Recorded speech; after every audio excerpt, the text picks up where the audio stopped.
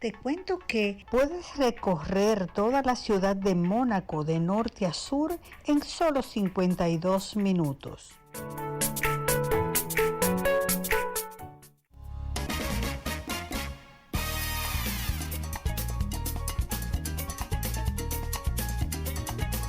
Bueno, seguimos en Hora de Tec hoy con Niurkis Lozano, que es doctora en ciencias pedagógicas, especialista en educación especial y tiene un canal de educación inclusiva, creadora de contenido.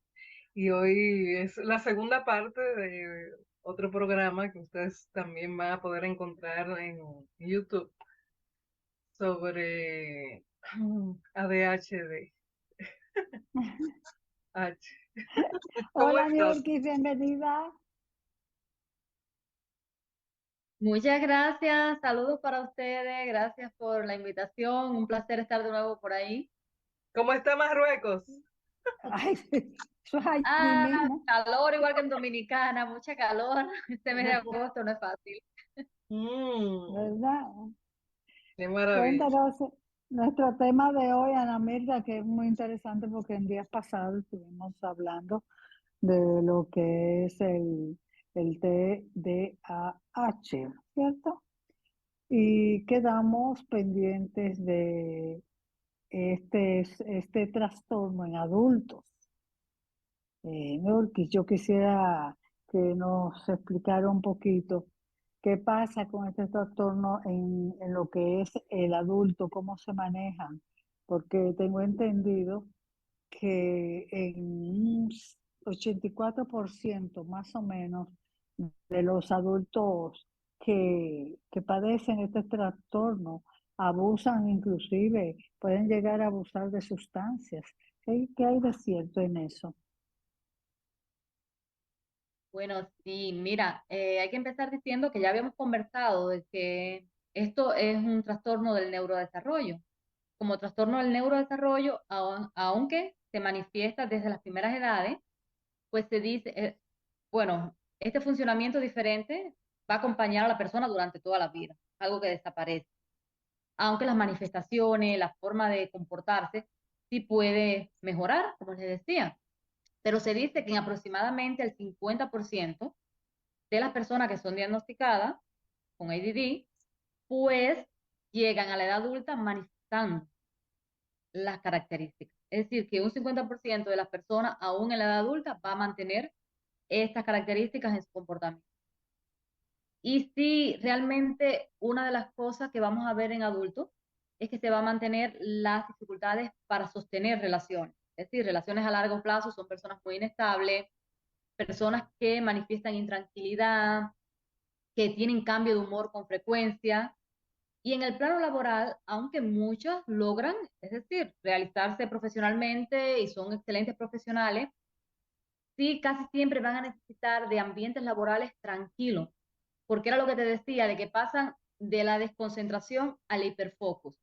Y una vez que están concentrados, digamos, en una actividad laboral, si son interrumpidos, para ello, volver, alguien entra un minuto, pero ese minuto supone, para luego volverse a concentrar, es un esfuerzo tan grande que supone un agotamiento físico y mental para ellos.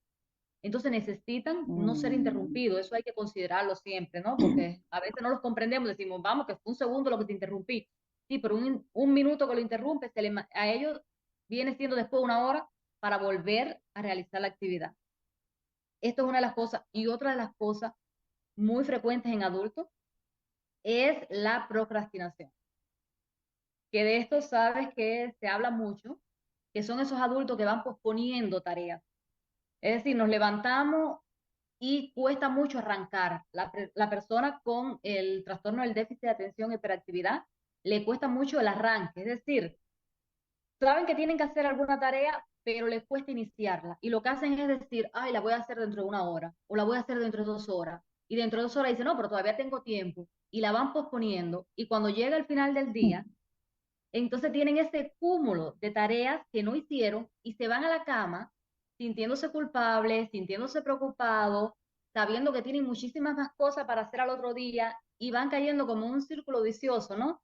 De estrés que va generando el saber que tienes cosas pendientes y que no las has hecho y que a la vez se te siguen acumulando y vas sintiéndote estresado y este mismo estrés te va quitando los deseos de seguir haciendo las actividades. Es decir, en la medida que te vas deprimiendo, que te vas sintiendo estresado porque dejaste de hacer cosas, tienes mucho menos deseo de hacer nuevas cosas. Estamos hablando de un círculo, ¿no? Y lo otro que estabas diciendo, que sí, en las personas con déficit de atención e hiperactividad es muchísimo más común la dependencia a las sustancias, dígase sustancias lícitas, drogas lícitas, recetadas, porque tenemos que decir que para el trastorno del déficit de atención muchos doctores recomiendan medicamentos y las personas caen en adicciones de este tipo, como también para sustancias ilícitas, también se hacen adictos y dependientes de las drogas.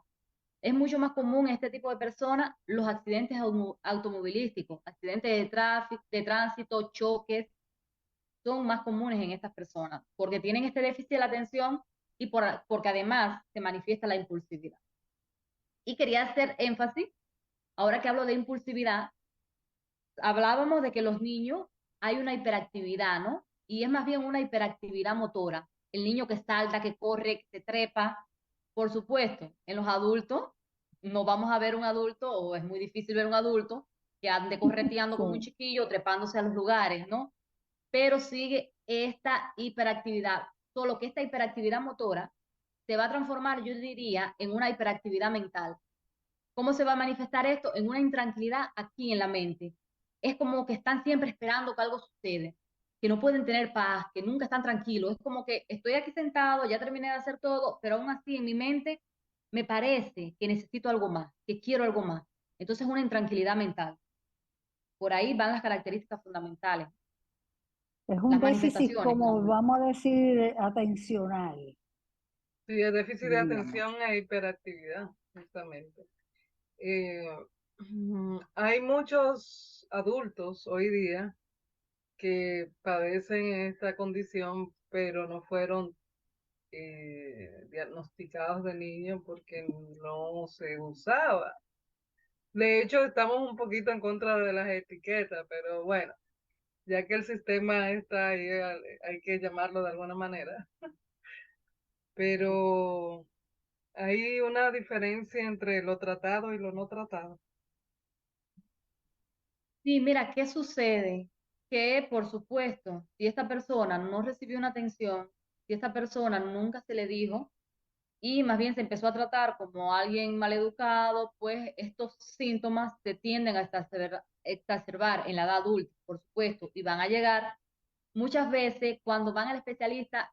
Quiero que bueno que tocas esto, porque se vuelve mucho más complejo diagnosticarlo en la edad adulta. ¿Por qué? Porque se tiende a confundir entonces con otros tipos de trastornos. ¿Qué sucede? Como tú decías, no se diagnosticó y allá ahora en la edad adulta la persona sabe que está pasando algo y cuando va a ver al especialista, ¿qué sucede? El especialista está viendo lo que hay ahora y lo que hay ahora es un adulto que como no fue atendido, ya llegó al especialista con problemas de adicción, con problemas de depresión.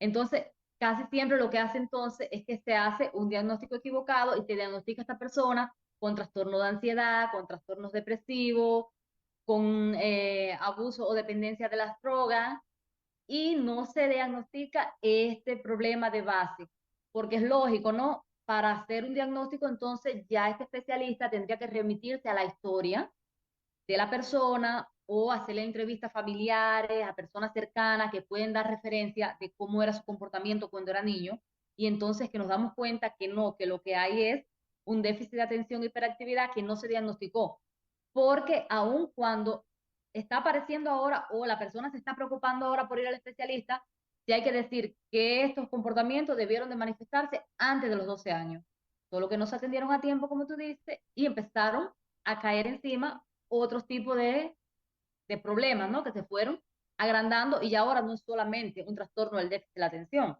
tiene vinculado varias cosas más y se vuelve muy complejo entonces diagnosticarlo en la etapa adulta. Así es. Tú sabes que justo iba a preguntarte la relación que hay, si había alguna relación entre la hiperactividad y la ansiedad, pero ya me dijiste algo así.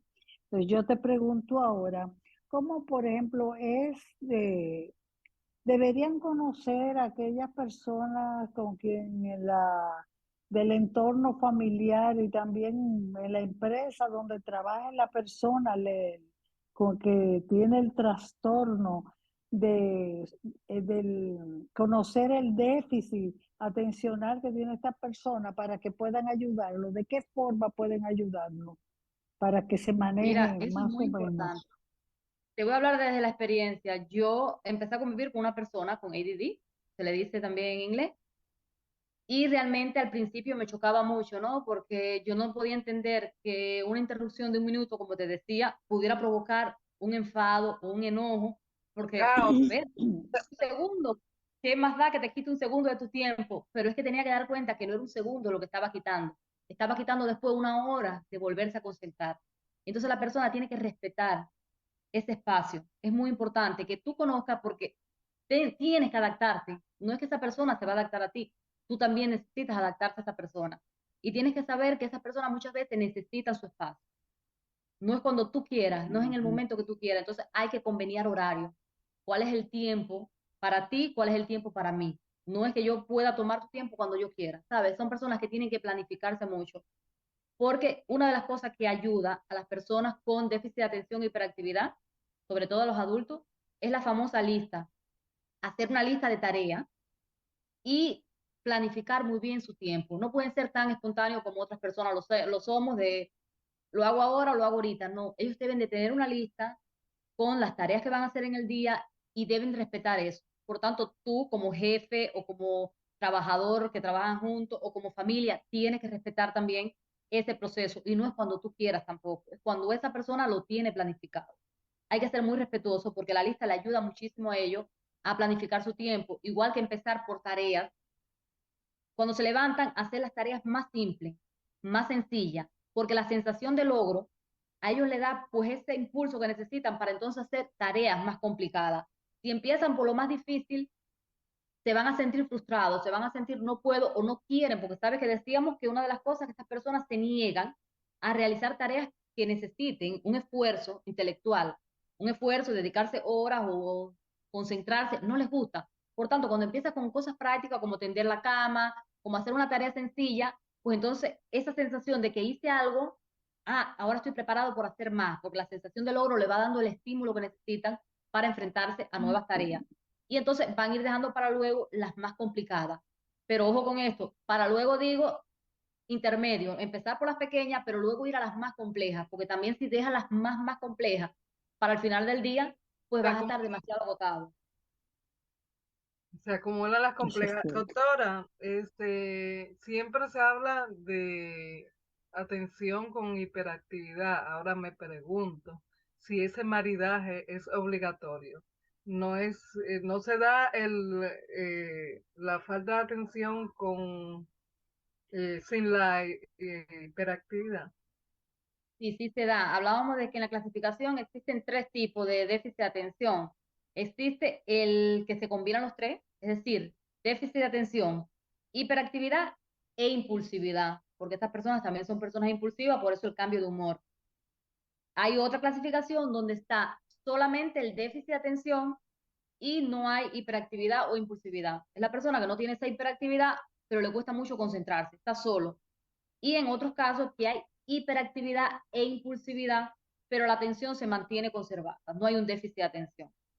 Entonces hay tres tipos, no tienen que estar necesariamente los tres ligados.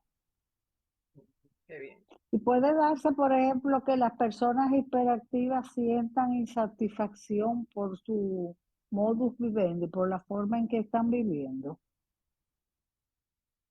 Por supuesto, porque es lo que te digo, esta hiperactividad se va convirtiendo en ansiedad, porque cuando llegamos a una edad adulta no podemos estar constantemente moviéndonos. Y entonces Porque lo que pasa es que vas a estar sintiéndote siempre exaltado, nunca vas a estar en paz contigo mismo. La hiperactividad se va convirtiendo en a ver, no logras la paz, en una exaltación, como que estás esperando que algo malo va a suceder en tu una vida. Entonces, tortura. exactamente, siempre estás ansioso, siempre estás creyendo que algo va a suceder, que estás a la expectativa todo el tiempo.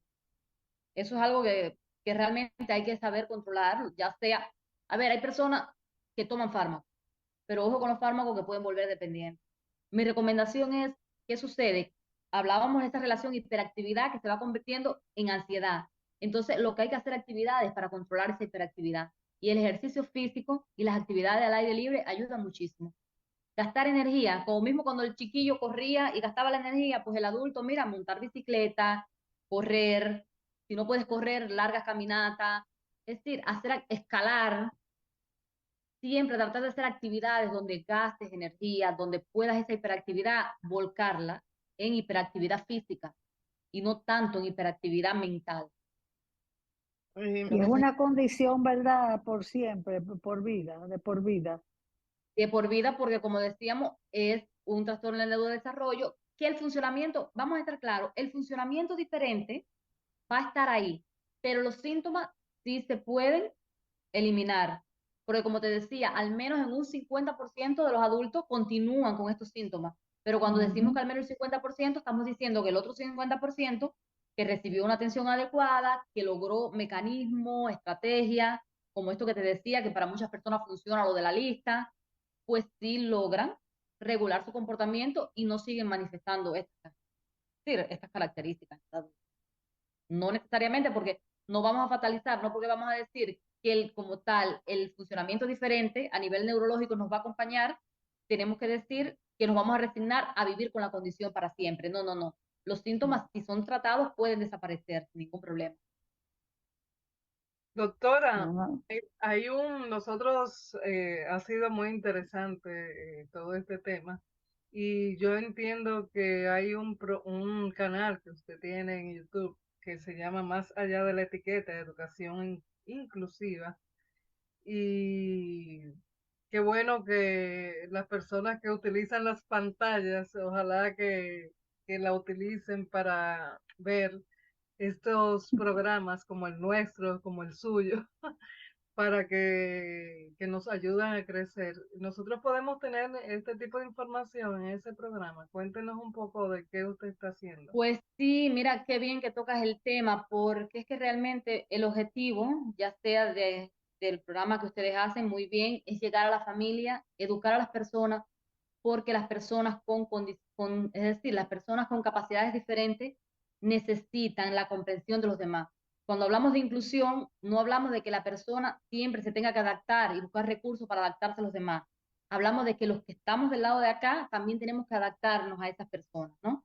Y entonces es lo que estoy tratando de llevar en mi canal, dar sugerencias, ubicar a las personas en cómo identificar esas condiciones especiales en las personas, porque creo que de ahí parte. Si no identificamos que la persona que vive con nosotros, que nuestro hijo, que nuestro familiar, que nuestro alumno tiene una condición especial, pues entonces no vamos a saber cómo enfrentarla y cómo ayudarla.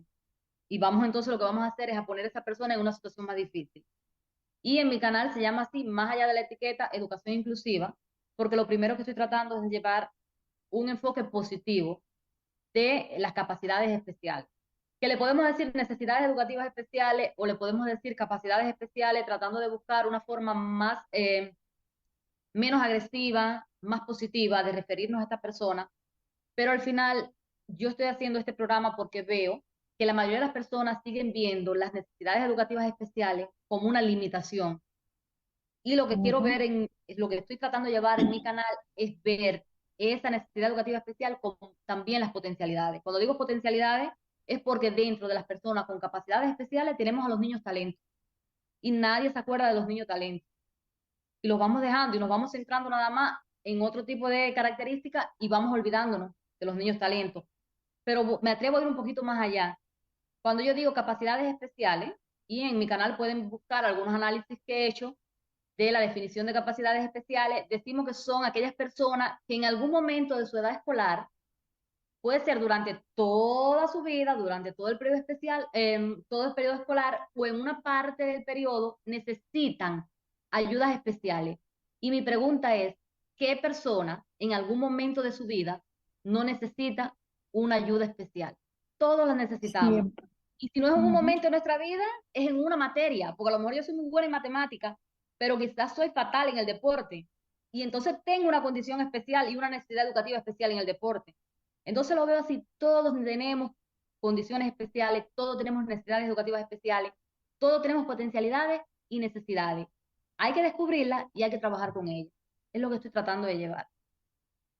Qué Bueno, el lindo. tiempo siempre nos traiciona cuando los temas son interesantes, de verdad que sí. Vamos a seguirla a Yurkis en educación más allá de la etiqueta, que educación inclusiva. Ella tiene su página de YouTube en el pantalla, por favor, señor director, para que nos coloque la página de YouTube, pues, de manera de que puedas suscribirte y también edificarte bien sobre este y otros temas relativos a lo que es la salud mental y todo eso que tanto necesitamos hoy.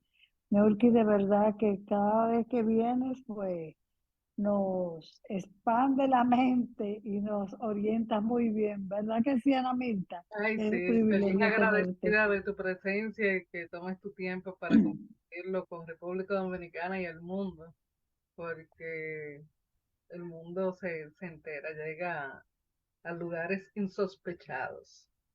Desde Marruecos a Sí. República Dominicana. Y de Dominicana hacia el mundo, así que ya ustedes. Así es. Muchas gracias, Niurki Lozano, por haber compartido tu tiempo. Ya más adelante, pues tendremos la oportunidad de contactarte y tocar otros temas de interés para la población y para las familias. Todo un placer. Éxitos en todo. Gracias. Señor director, vamos a la pausa.